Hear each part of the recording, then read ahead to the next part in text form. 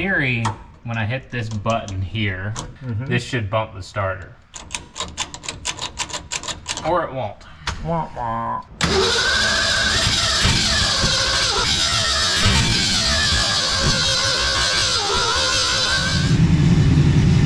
Oh yeah, it's rolling. That's so freaking rad. So good. Well, my dad has officially brought the Trashback back to the shop. So we're about to get it backed in. I've been working on getting the motor in there ready to go in this thing. Still have a few things to button up, but he has got it pretty much ready to receive the motor. Missing maybe some bolts. He's got a few screws loose, so it's fitting that he's missing a couple bolts, but he's about to back it off the trailer with the winch, and we're gonna get to work.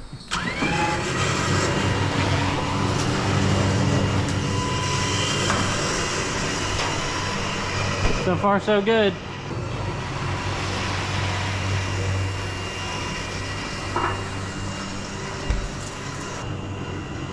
Just like that. Back in the shop. Beautiful. Unloading a car with one finger never gets old. If you've got a trailer, put a winch on it. You'll thank me later. So we're putting a new clutch on this engine with an old flywheel that I resurfaced with a wire wheel, because that's how you're supposed to do it. And kind of just guessing where all these bolts go, because I don't want to lay down on the ground and try to look for the threaded holes. But we have the little alignment tool in there. I've got the little shield on it, which we didn't have on it before.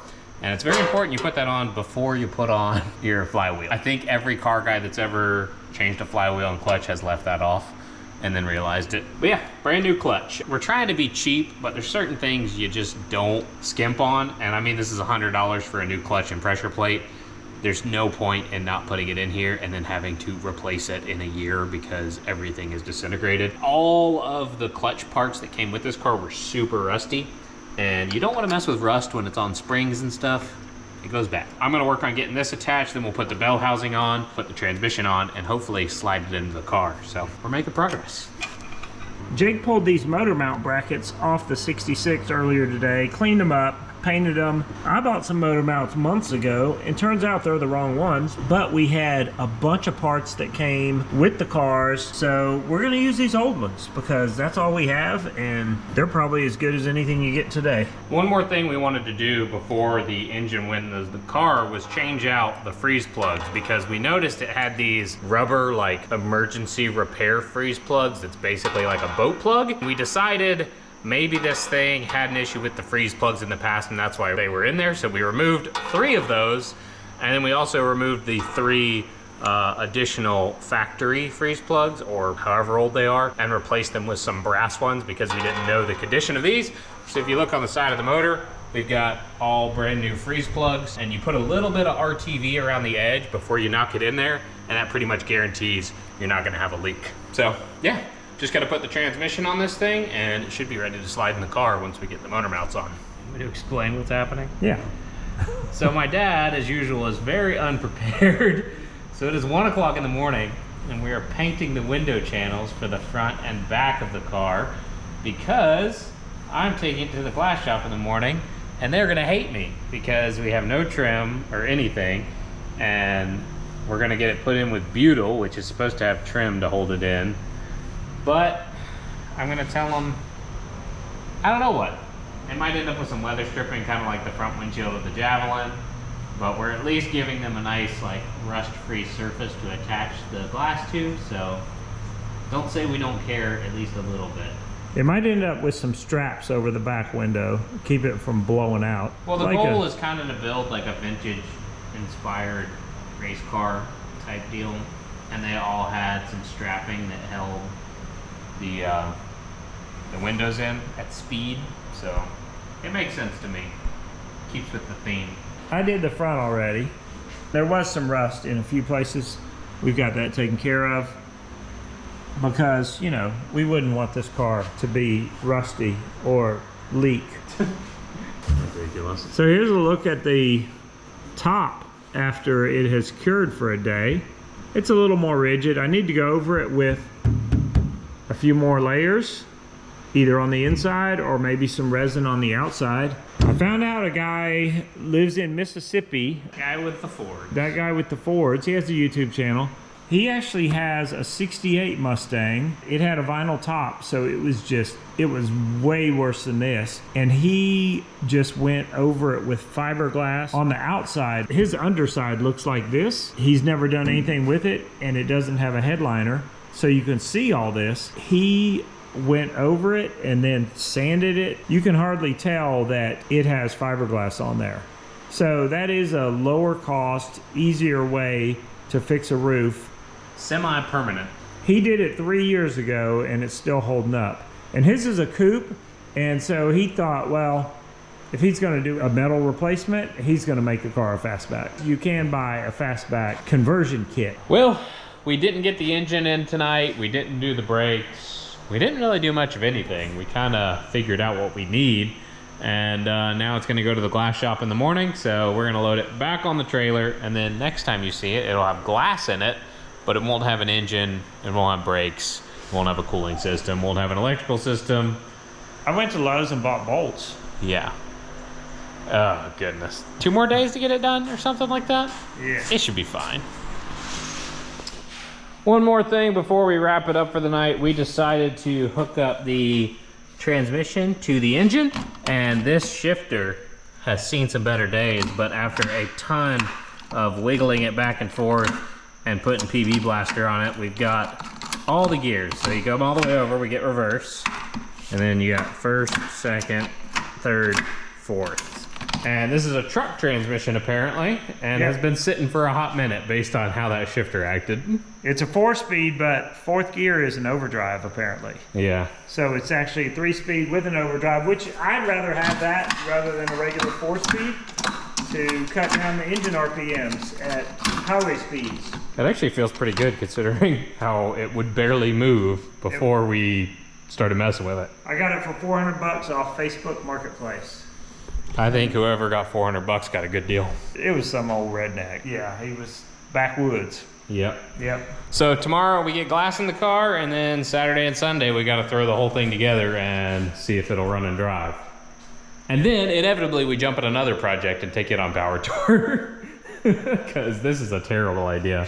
No, it's great. So dumb. Good night, y'all. So somehow I ended up working on my dad's project all day by myself. It is now like 10 o'clock and he finally showed up. So I don't know how committed to this project he actually is. But I got the engine all attached to the transmission, went through and buttoned up a bunch of stuff.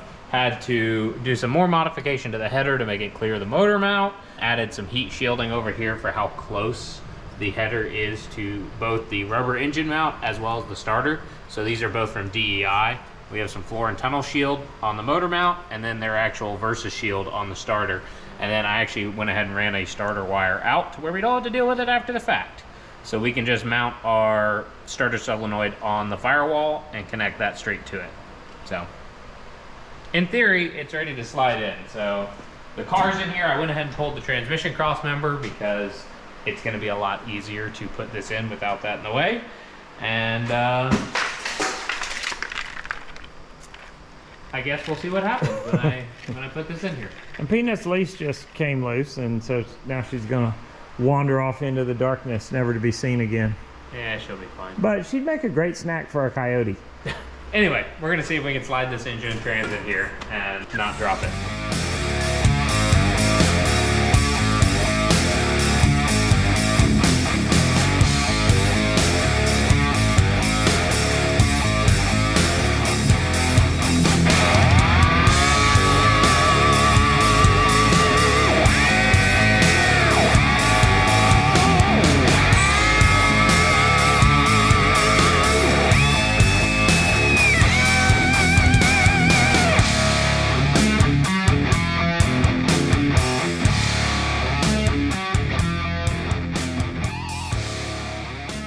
Just like that, there is an engine in the car. It fought us a little bit. We had to kind of finagle it in there and resort to a little bit of redneckery to make it fit, but it's there.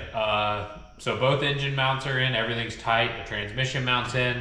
Now, I'm gonna go to bed because I only slept like 2.5 hours last night after working on this thing way too late and then taking it to the glass shop at like 7 o'clock this morning. By the way, there is a windshield in there now. It is way too good for the car. Yeah. Like, way too nice. My dad's gonna stay here and work on the brakes. He's gotta bend some more lines and attach some stuff.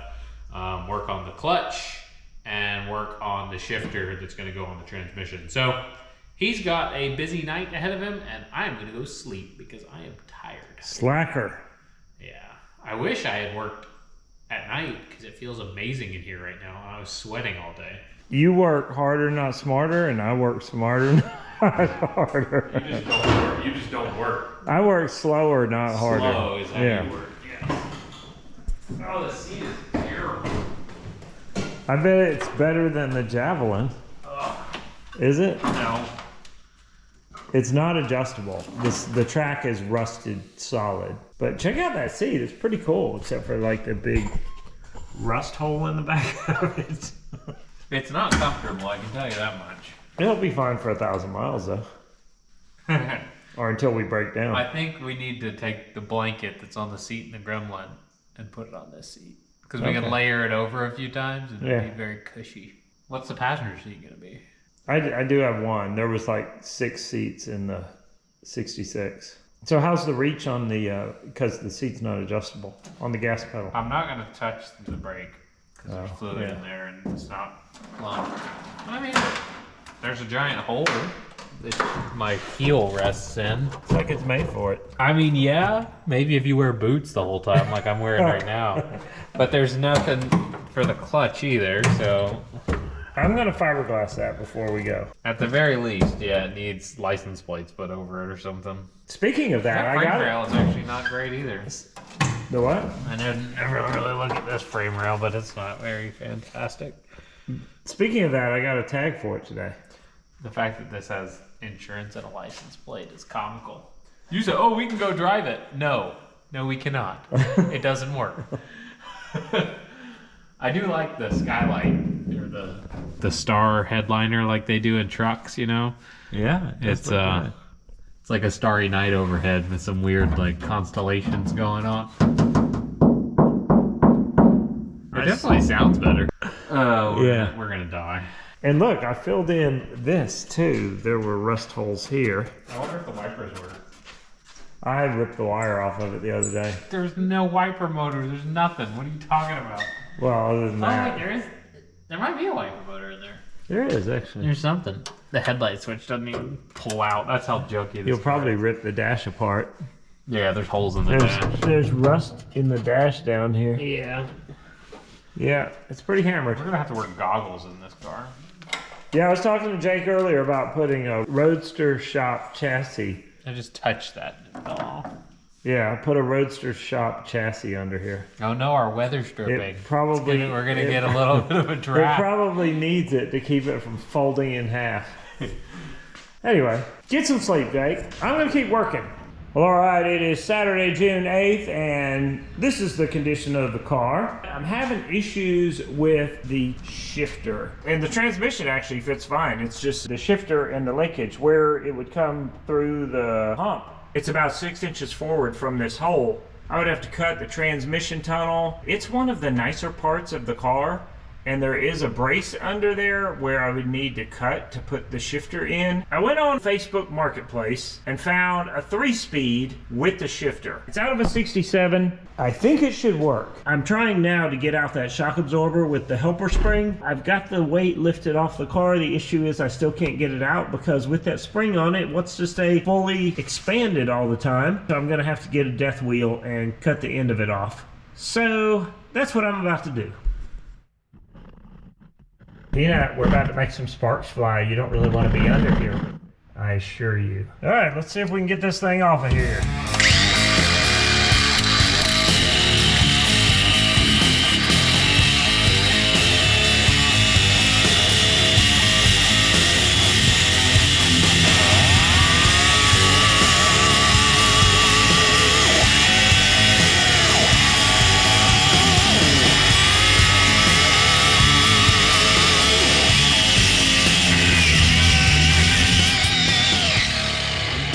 That Awesome. So it's another night here in the shop, and we've been working on a whole host of issues that I think are simply my dad's own doing. He didn't do a lot of research when he bought a bunch of parts for this thing, so the transmission in it is actually like a late 70s 4-speed out of a truck with overdrive, and the shifter was not right at all. So he actually went and bought a 3-speed on Facebook Marketplace today for 150 bucks. But I didn't want to give up overdrive, so I modified the 3-speed shifter to work, and as you can see, we're going through the gears right now. The funny thing is, reverse is on a separate little gate, so we don't have reverse on our shifter. We just have first through fourth. We're gonna have to rig up another rod to go into reverse, but we got that. I had to pick up a couple floor pans today at Summit Racing, so it covers up most of the holes, except for right where your heel goes. The clutch linkage is now in, so I think I can actually push the clutch for the first time, can't I? In theory. It might need a little lubrication. It's sounding great. Brake line's leaking. Which one? Off the T. Did you tighten any of them? I didn't tighten that one. You're up. We do have all the spaghetti brake lines. It looks like Dr. Seuss made these. This is not good, but I worked with what my dad gave me. Trying to help out the paint down there with some brake fluid on it. But oh, you didn't tighten the bottom one? Right, that was the one I missed. Because I'm an idiot. That shows our master cylinder's doing something. Yeah.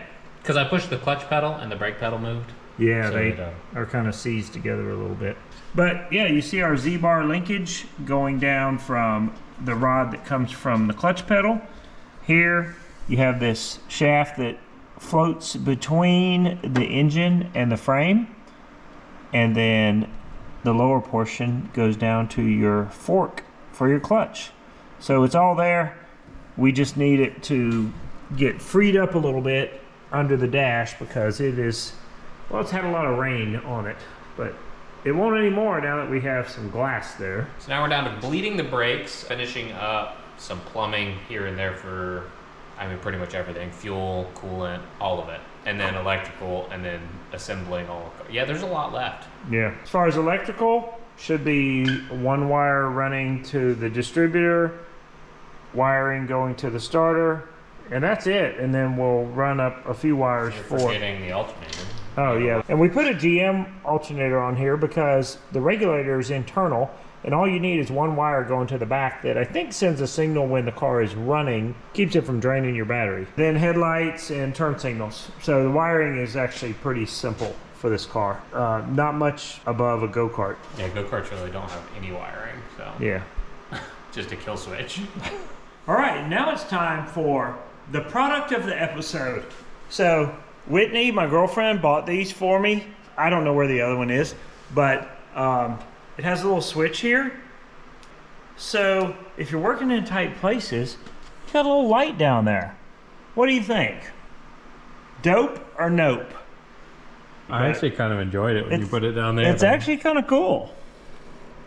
I don't know how they would hold up and how long the battery lasts. I mean, you literally have light right where you're trying to work. Yeah, it's like, I mean, if I had the other one, I feel kind of like Spider-Man or something. You know what I really like about it, just for that little thing, is that your hand is always blocking the light when you're wearing a headlamp. Mm-hmm. That, obviously, you can't have a shadow from your hand. Yeah. Let me see where the box is. Peanut's eating it over there. The My Lival LED outdoor gloves, the flashlight you cannot drop. I mean, they're not wrong. Yeah, not bad. I don't know. Shine it directly into the camera. It's actually There you pretty go. bright. Cover your eyes. Put on some sunglasses. I don't know. I mean, I've seen worse inventions, honestly. Yeah.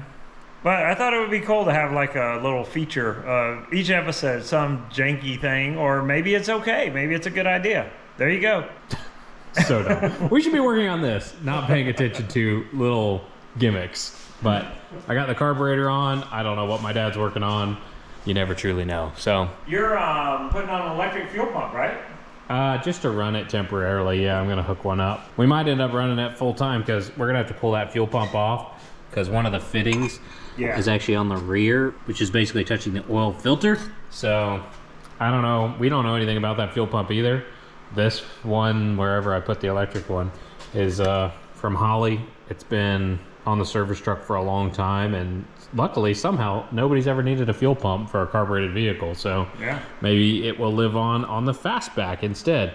We could even hook it to the ignition to where it turns on when you hit the ignition switch, and then that'll be the pump. We'll see.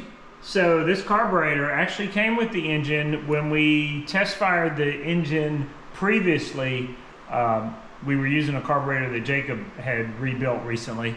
And this one, you went through it a little bit. Yeah, I pulled off the rear float bowl just to see what it looked like, and it looked brand new, honestly. It kind of looks like it ran because it's a little dirty, but inside it looks brand new. One of the weird things about it is that it actually has plastic floats instead of the brass ones, which I've never seen on a Holly, so I don't know what year it's from or whatever. Yeah, the motor apparently was sitting for almost 4 decades, so who knows when that's from. But we're gonna give it a try. So I've been in here getting some work done. The only part of the HVAC system that was still left just fell out while I was working the clutch. And it's got a giant mouse nest in it, which is super nice. Lovely. So that's just your fresh air breather from the cow, but it is That's pretty cool looking junk. for 1965. I mean, we could maybe repurpose it, but it was it just fell out. But we've got a clutch hooked up, but it is a little sticky, so we're trying to work the brake and the clutch pedal separate from each other. I can already tell it's gotten a little better, but we're gonna put more oil on it, and then hopefully that works. But we got a gas pedal hooked up, so you could work the throttle from inside the car now. The throttle linkage is way too nice for this vehicle. It's like a fancy piece. Yeah. Vroom, vroom. Wires, got a coil, got a relay, got a new fuel line coming together. I'm just gonna hook up a few more wires, and then we're gonna make this thing make some noise, hopefully, and then go sleep for a little bit, I think, and then hit it again tonight, and probably leave at like 3 o'clock in the morning. There you go. If we do leave. It is 8:30 in the morning. I am moderately delusional to the point where I couldn't even run a couple wires to fire this thing up. So, what better to mix than gasoline into the equation and Gasoline and sleep deprivation. see if it'll run. And electricity. That's a good combination. Leak it out. I feel like I've put a lot in here. Probably don't need to fill up the rear float, the rear bowl. We'll let it do it on its own. Oh, actually, we don't have a fuel line going to it. Yeah, you had one job. But at some point. Hey, I got close. The fuel line is right there, and it's back at the tank, so it's almost there. Alright. I heard something there. So now, did any of my wiring work? That's one of the questions. Let's see, make sure we're in neutral. That's important. Maybe somebody should be in the car with the clutch held. Well, I mean, you could bump it. yeah, that's what we're gonna do, so. You ready? Yep. Would help if it would do something. This is very minimal wiring. There's a battery in the car. There's a fuse box behind this coil on the inside. And that switch box up there, a couple battery cables, alternator wire. It's not a whole lot to diagnose.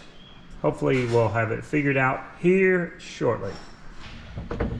So I just switched it to the other side of the fuse box, and in theory, when I hit this button here, and yes, that is definitely some household wiring, but this is an automotive switch, so you know, it's fine, right? Mm-hmm. This should bump the starter. Or it won't. Wah, wah. I don't understand. Let me go look and see if there's power at the solenoid. So we've got power at the coil, but for some reason, a brand new solenoid, which, you know, that's the way it goes when you go to parts store now, isn't doing anything. I'm jumping the two terminals together, definitely giving it power. But when I take a jumper cable, like kind of how we started this thing on the floor, and it turns over like it should. So, I think we got a bad solenoid straight out of the box. So we were about to throw the solenoid on it, and my dad had the thought that, oh, maybe because of all the fresh paint, the solenoid's not actually grounded and not engaging. And so it seems like that did the trick, because it turns over now. Yep. So we put just a jumper wire to the engine, which we know is a good ground, and to this bolt here, and that made a connection. Crazy. We'll take it. Yep. All right. I guess we'll see if this thing will start now. Let's have a fire extinguisher handy. Always a good idea. I guess I can try to start it from inside the car. Sure. I've got a gas pedal and I've got switches. I can always unhook the battery if something goes real wrong.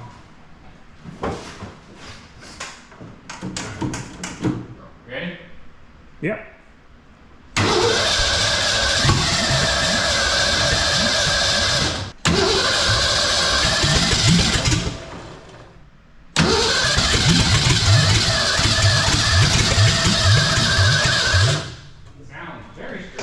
Did I need to give it more timing? What was I doing last time that made it run?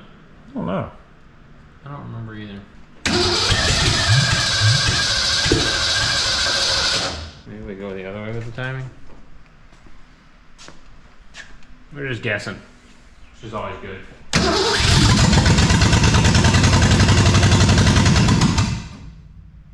Ran with no throttle input right there. All right.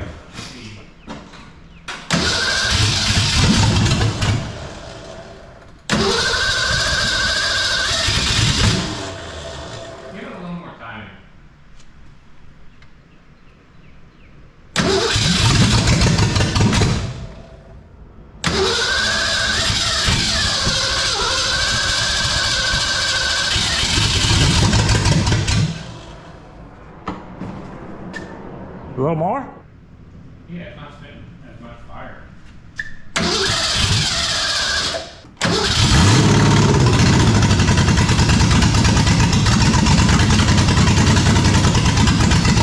A little more? Even more. Right. Yep.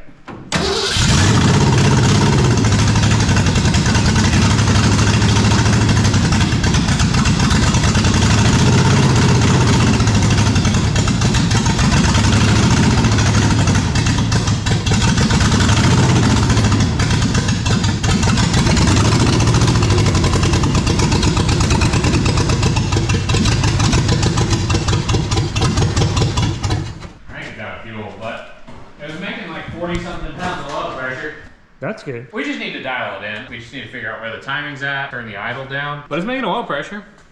That's something. I'm gonna have to pull that carb back off and fix it. So you think this carb was doing better than the other one, maybe? No. No? Did that sound any better to you?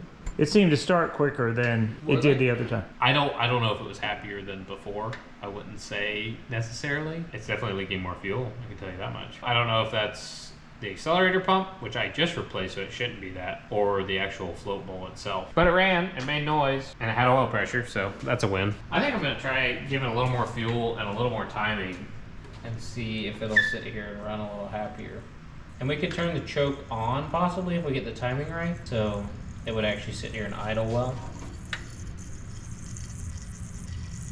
All right, here we go. You ready? Yep.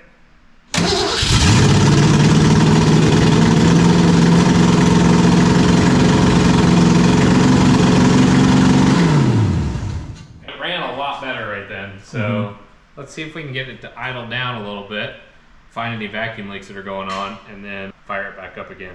So this is my first time ever messing with a manual choke Ollie 4-barrel. You see it's got an actual manual choke with some little detents in it.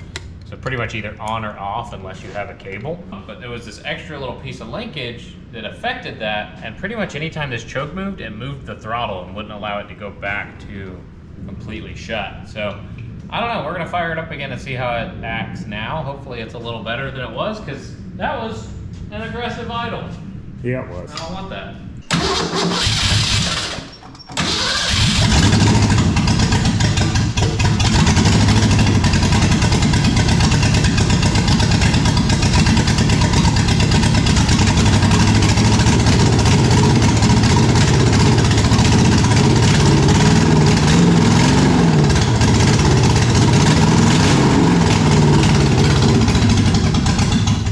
First time it's actually ran in a car in 40 years. Clearly there's some issues to work through. I don't know if it's timing or fuel related, but there could be a giant vacuum leak somewhere. I don't see anywhere where there could be a giant vacuum leak. Unless the intake itself is leaking somewhere. We'll deal with it later. I'm tired. I need a break. We've been here all night, so we will deal with it whenever we feel like it. Yeah. But hey, we got a car with a transmission, shifter, drive shaft, wiring, getting closer. Has the chance of success increased at all, or is it still 0.5? Maybe 1.5. Or are we going to be driving the Gremlin? I think that's probably the smart thing to do. Actually, taking anything other than like a modern Honda Civic is stupid probably, but it's power tour. You got to drive something cool. We just got to check some diagnostics and see how this thing is doing. Check timing and see if I can find any vacuum leaks that are causing this disaster of an idle. We'll look at it later and see what we can do with it. What day is it, Jake? It's the day before power tour, which means there's already people in Kentucky, and we're in the shop at like 8 o'clock in the evening, finally getting back on this thing. So we're gonna sit here and try to dial in, fuel system, cooling system, and I'm gonna try to run some sort of exhaust using some old exhaust I took off of another car. None of it's gonna be easy, I can tell you that much, but we're gonna see if we can get this thing to run a little better and get up to temperature. And I think my dad's got a fuel pump that's gonna fit on it compared to the fuel pump that we had on it. Wasn't even touching the actual eccentrics. Earlier today, we pulled the fuel pump off so that we could get fittings for it because there weren't any attached to it because we needed to slip some hose on here, obviously. And in the process, noticed that the white lithium grease, it's already been wiped off a little bit, but the white lithium grease on here hadn't been touched, and we had been running the engine, which meant that something wasn't right. So found out this may be actually a GM fuel pump, and I never really thought about it, but GM and Ford, I guess, and maybe some of the other makers, the mating surface and the shape is common, but the fuel pumps are different. So obviously this is a lot longer. I've already measured by checking the cam inside the engine, and this is appropriate. This fits a 77 F-150. I'm not really sure what was on a 289 back in the day, but this one, I believe, is going to work. He's gonna get that put on, hook up the fuel line. That way we can actually pull fuel from the tank instead of just filling up the carburetor with a water bottle. We're gonna get to work. I'm gonna work on exhaust. He's gonna work on fuel and cooling, and then we'll fire it up and check the timing and see if we can make it run a little better. So, lots to do and not a whole lot of time. And what's plan B? Probably the Gremlin. Yeah. And I think we could probably make the air conditioning work. And so that sounds very nice to me. Yeah, that's not a bad option. It's ready to go in theory. Actually, both decisions are questionable. Oh yeah, it's all a terrible idea. We Yeah. should just take the El Camino, but Yeah. we're stupid. Or something modern and reliable. No, we wouldn't do No, that. it's power tour. You gotta Yeah. take something old. That's Yeah. a requirement. This is what's going on outside the shop. Jake is trying to piece together something out of this old exhaust. I think there's enough here to work with. We really need to do some weed eating around here. Yeah, time to cut the grass, but we've been kind of thrashing on a car for a while. Check out this blade Jake's using.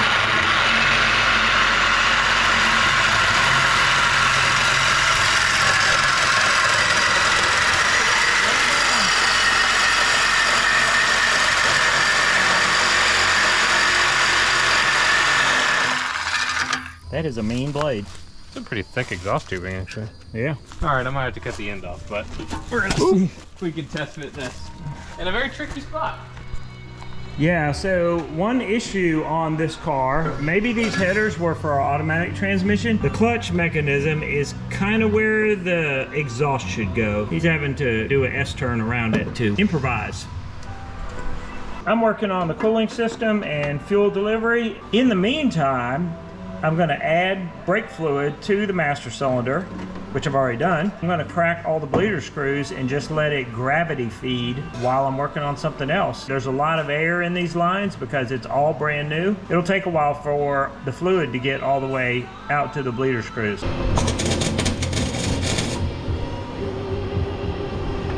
I'm trying to tack it, and then I'm gonna put my welding helmet on and weld it a little better. I think that'll work though.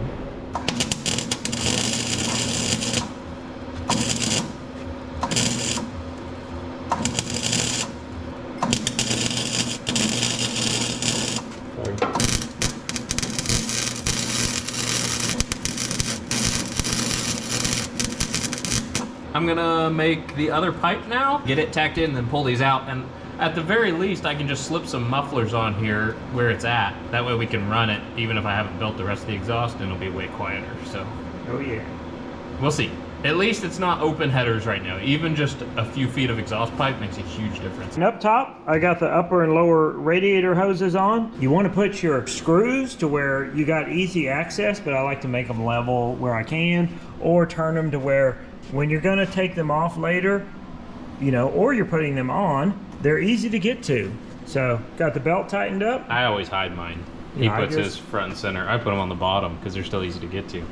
Okay. But then you don't see them. He maybe just taught me something. Yeah. I mean, there's something to be said. It doesn't matter. Like, this isn't a show car or anything, but everything I do on any car, I try to make as clean as I can. Yeah. Because, like, I mean, for the factory, they just threw it all together, didn't care at all.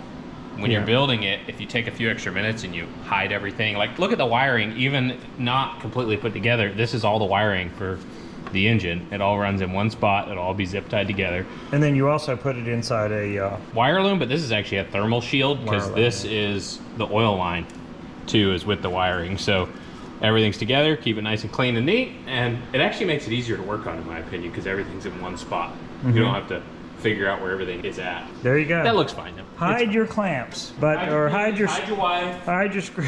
You better hide your kids, hide your wife, because they're doing things to everybody out here. So y'all need to hide your kids, hide your wife, and hide your husband, because everybody out here. I don't know. YouTube might not like the word that guy used in that interview. Yeah. They're breaking in your house. They're snatching your people up. You better hide your kids, hide your wife, and hide your clamps. I've learned over a lot of years that if you stand off to the side with anything you're cutting, it's really not dangerous at all, except for, you know, your arteries in your arm. Yeah. But, you know, your eyes are generally okay. Obviously, there's a fluke sometimes, and you should wear safety glasses. I'm just too lazy to go find mine. So there we go. Look at how straight that cut is. Nice. Good.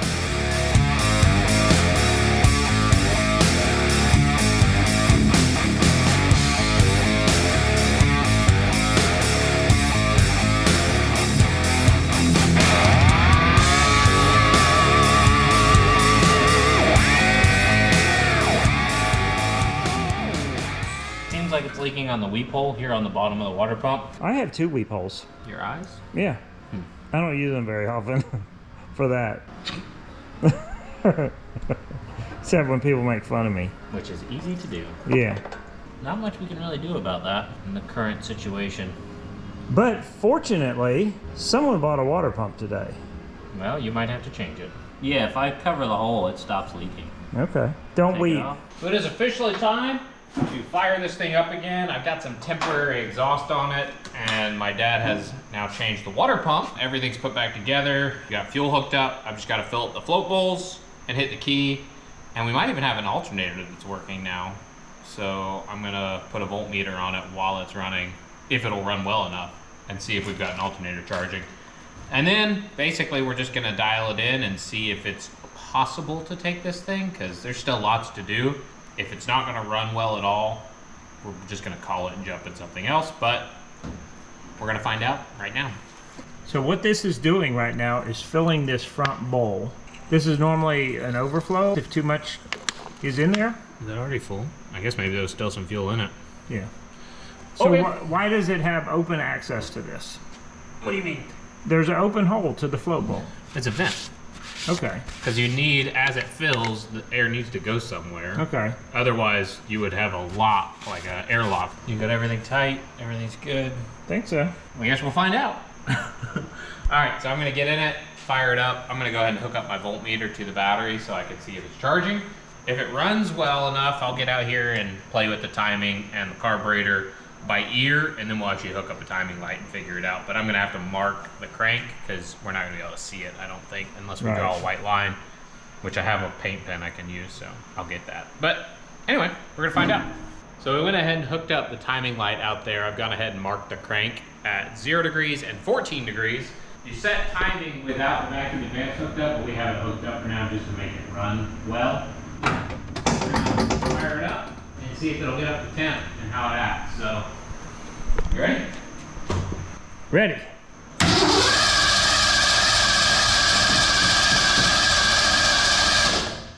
Oh, the coil's still unplugged because I wanted to turn it Gotcha. That would do it. That could be an issue. So the coil wire was unplugged, and this is where the fire comes in for every spark plug for distribution by the distributor. Yeah, gotta have that. All right, let's try this again. Contact.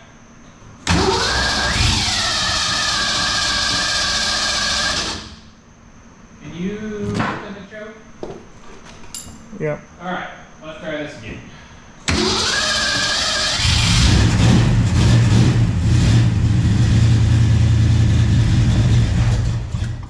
That thing sounds good, man. And that's Still not right. That's nice.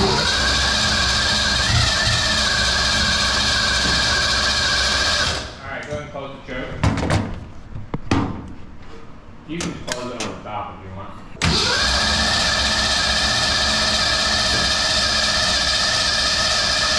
All right, open it back up. We gotta figure out the choke situation. Well, it's a manual choke, so maybe it needs a little choke, not full on or full off.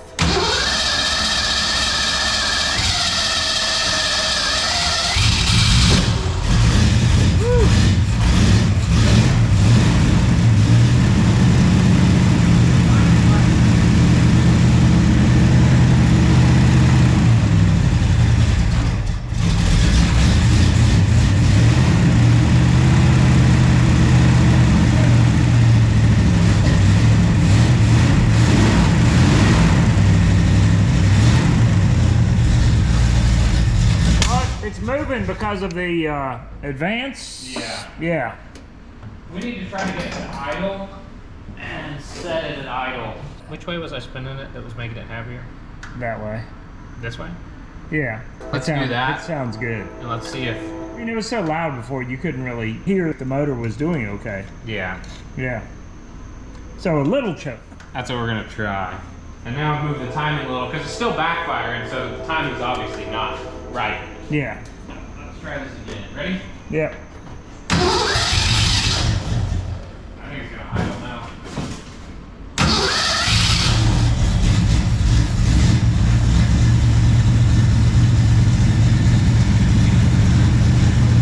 It's on 14 at idle. Yeah. Woohoo! Yeah! That's what we were looking for.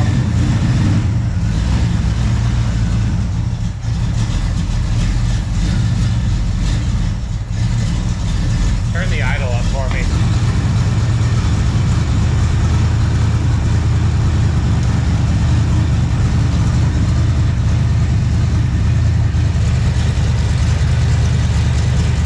That sounds good. That sounds good. Quiet up here. Before it was so loud, you didn't know if there was something knocking in the engine. It almost sounded like things were knocking. So we got the alternator working, so it's charging at like 13.5 volts. Got like 52 pounds of oil pressure at idle. We'll just let it get up to temp and we'll set the timing while we're letting it run. And then I guess see about bleeding the brakes and seeing if we can get the clutch and everything to function. But there's still a lot left to do on this car, so we'll see how this goes and then make a decision. Good oil pressure coming up to temp. Sounding good.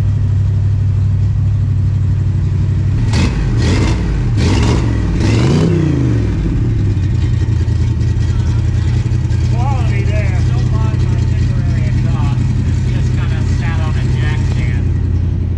So one more thing we're going to be doing on this car is running QA1 shocks on all four corners. Just running a regular QA1 shock with no adjustment on the rear for now. We're probably going to be lowering this car in the future, so at that point we will get a nicer double adjustable QA1 shock to go with whatever we do out back. But in the front, we're actually running a double adjustable single shock on both sides that is off the Javelin. So this was on a Mustang 2, a little bit different than what we're dealing with here. So we're actually running a couple spacers on the bottom and making a plate to mount the top because we already have these and they're really good shocks. So I figure we might as well put them on the car rather than running some kind of cheap, just off the shelf auto parts store shop, because then we can actually dial in the ride and how we want it to be. So yeah, we're gonna toss these on, and it'll make a big difference on how this car drives, just putting shocks on it. You'd be surprised at how much of a difference a nice set of adjustable shocks does, even with all the other suspension being factory. I highly recommend you check out QA1. All their parts are made right here in America in Lakeville, Minnesota, and they offer a lifetime warranty on their shocks. If they ever go bad or start leaking or have any problems, they'll rebuild them for you. So that's pretty awesome. Go drive it.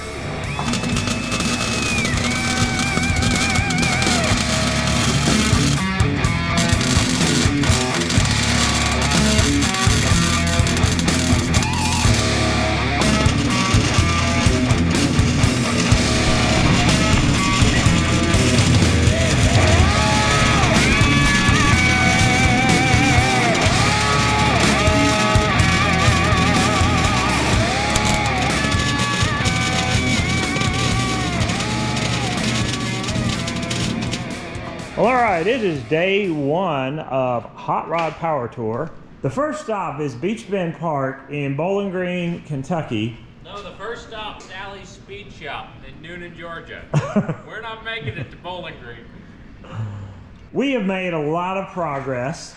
The motor appears to be running fairly decent. We need to bleed the brakes. We put some gear oil in the rear end, in the transmission.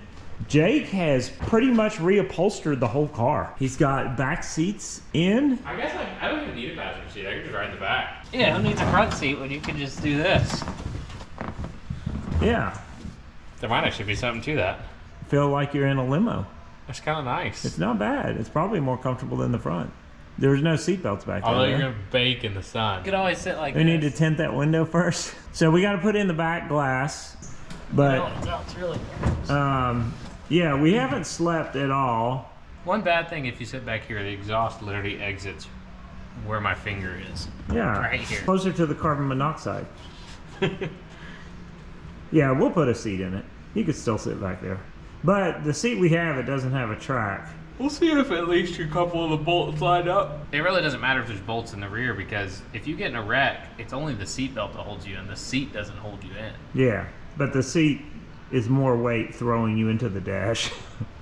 Grand scheme of things. A little bit. This seat is actually pretty heavy. It's a lot of metal in there. That one's not.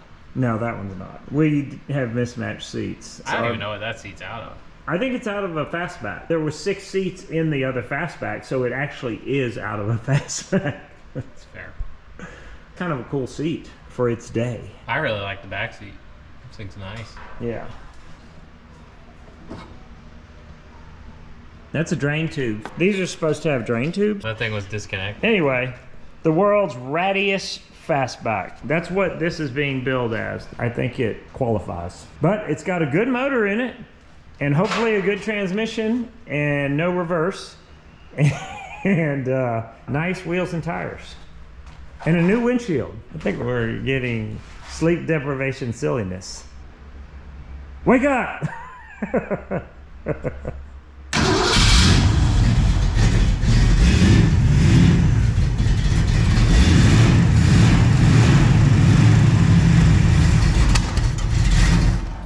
You got a little fuel leak. That O-ring didn't want to go in well, so I'm not entirely surprised. All right, fire it back up.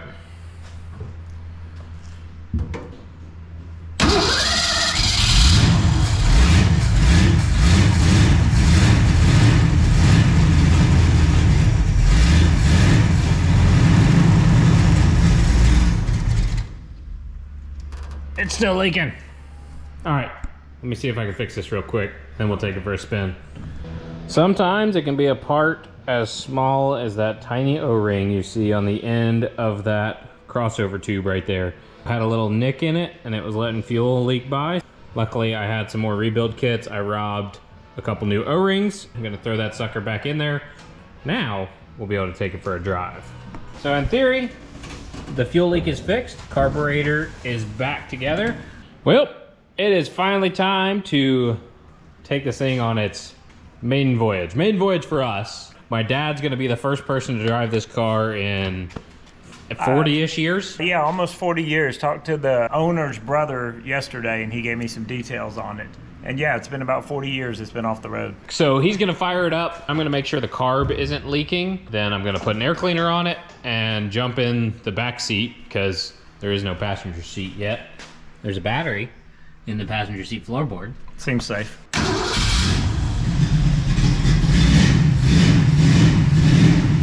Fires up nice.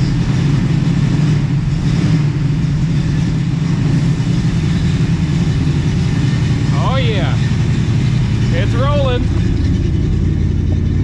That's so freaking rad. So good. Haha, it's a runner. What's the verdict? Let's roll. Let me put an air cleaner on it. So shut it down. Will it stay? Do the brakes work? Iffy. They're not great. Might need to revisit that. We need that Longer push rod. Well, it's stopping. you can always turn it off and stop it with the engine. You can't say I don't care, because I am indeed putting an air cleaner on this engine instead of driving it around open carb. Everything looks good. I don't see any fuel leaks. We'll see if it stays cool. It's cold to the touch right now. If it heats up and runs too hot, then we'll know we have to fix some things. Fire that thing up. Hold it all the way down.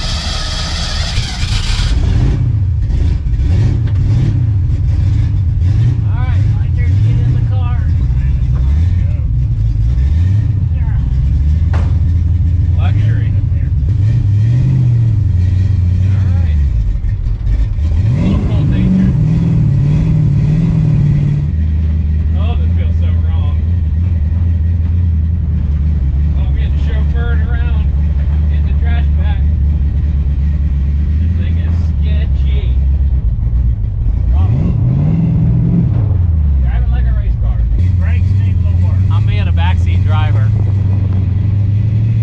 Yeah, but bring it into neutral and then you can work the brakes as much as you want without having to worry about the clutch.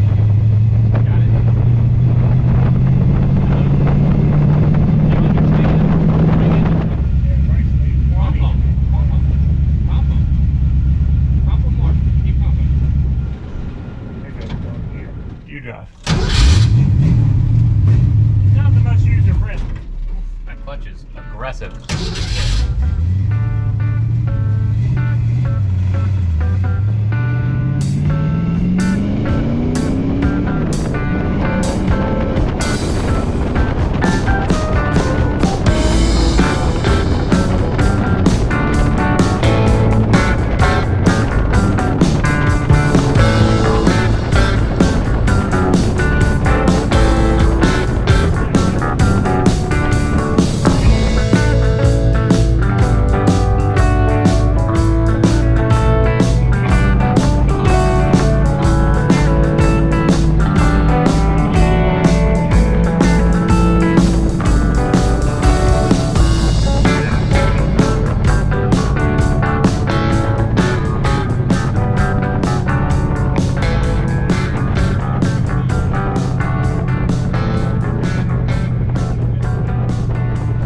Alright, we got water coming out of the radiator, but we don't have an overflow tank, so that might not be actually an issue. We got issues with the brakes. There's an issue with the clutch pedal and the brake pedal sticking together, so There's some work to be done. yeah. But Yeah, that was sketchy. It'll rip once it has brakes. alright, we got a temperature outside the thermostat of 140, and then we go just on the other side of it. See the red dot? 170, 180 range. That's letting us know maybe that the thermostat isn't opening. And we had this issue earlier and then it seemed to open finally. We think maybe we should just pull it out until we figure out everything's good. Yeah, sometimes you can get them when they're a sticky old thermostat. Kind of like a sticky float. A little impact will cause it to pop open. But it drove down here. Brakes are horrible. I mean, like, I've driven some cars with bad brakes. This is on the list of the all-time worst brakes I've ever driven. I think it's got potential. All right, so we're gonna push this thing backwards into that gravel because it doesn't have reverse right now because I haven't made a linkage for the reverse selector because we're using a 3-speed shifter on a 4-speed. And the shifter, honestly, I'm impressed by how good it feels driving it just for 2 seconds. Not impressed by not having reverse. Brakes are a little sticky. Oh, goodness. Does not roll freely, but it will after a while.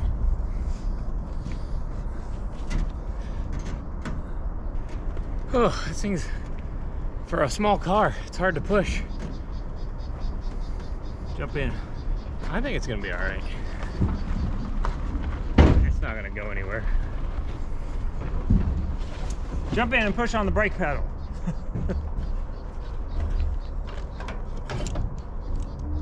Definitely needs some attention. Still a little warm, but I think it's gonna cool off once it's running because the radiator's not nearly as hot as everything else. As long as that thermostat opens up. We'll see. We can always turn it off.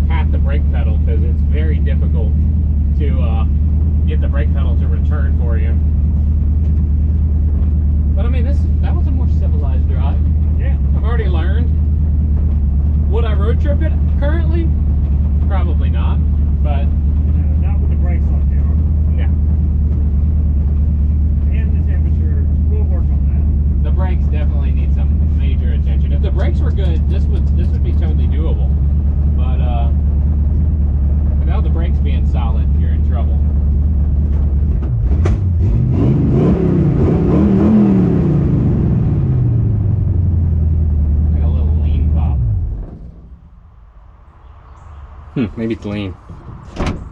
That pop's more a lean thing when you get a pop like that. What do you think? I think it needs a little dialing, but overall, I think it's a rowdy little car. That's gonna blast your hand off. If you keep control of it. So we want to flush it out with a garden hose because it's just full of dirt from this engine sitting all these years. Yeah, it's got a little brown tint to it. And we want to change the thermostat. And what better way to change the thermostat then cool the entire engine down with a garden hose. If you ever want to remove a radiator cap on a hot engine, do it very slowly, very carefully, and have enough layer of towels to where it doesn't burn your fingers. Because if it starts to get too hot and you can't handle it, you're gonna have to yank your hand away, and then there's gonna be a geyser. So are you going to run the car while you're flushing the radiator? We can. Because I've heard you shouldn't put cold water, fill your radiator, and then crank the car because it will crack the block, that variation. And we can just basically stick a hose in the top and then just turn it on. Turn it on? Without any of the hoses disconnected. Right. And that way it's just flushing it out through the top. And then once we've cooled the engine down, we'll pull the lower radiator hose and let it flush the engine fully. But like my dad said, you definitely don't want to pour cold water directly into a hot motor. You have some very different temperatures going on, and metal doesn't like to expand or contract quickly. So definitely don't do that. So I think we might have an official showstopper here. We got it to run a lot cooler. We got the brakes to work better. As you can see, look at the front wheels. They are covered in brake dust. This is what happens when you don't turn your rotors. Yeah, turn your rotors, people. Don't be like my dad. It was a test. Yeah, but it's running great. It goes down the road, it stops, it goes through the gears.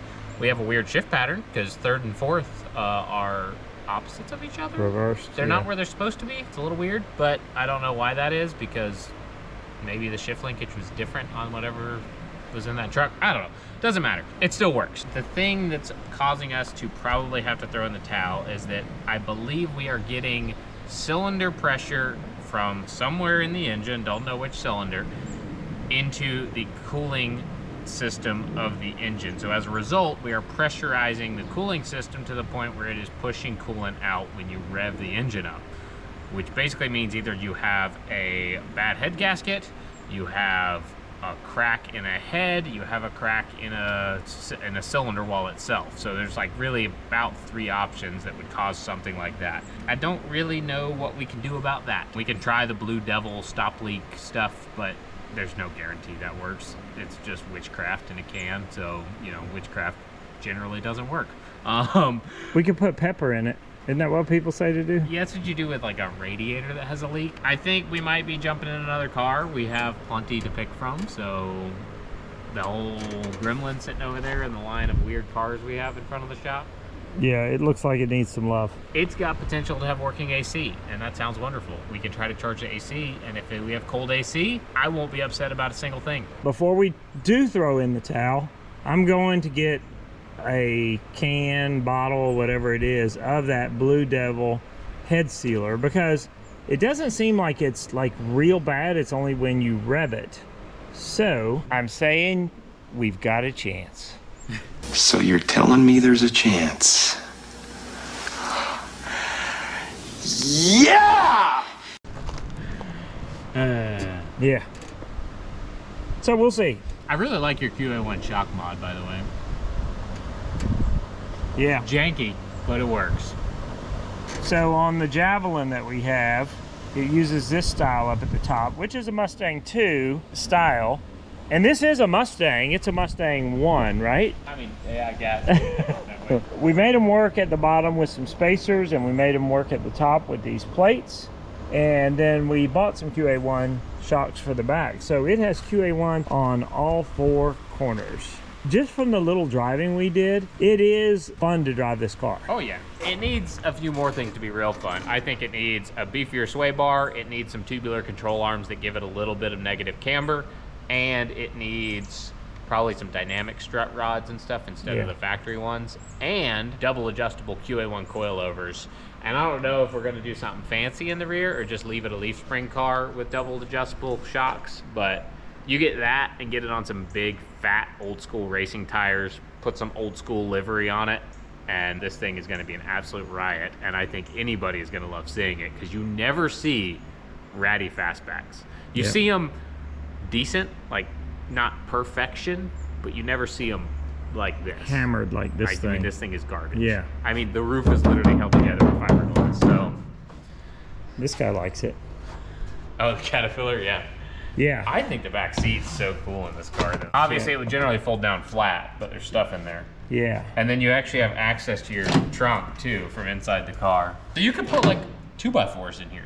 Yeah, that's some creative thought from 1965 that Ford did. You could definitely put 2x4s in it if you don't have a passenger seat. It's like the pass-through fold-down back seat on a car with a trunk, which was something that I don't know if anybody else was doing that. Obviously, there'd normally be glass here. Yeah.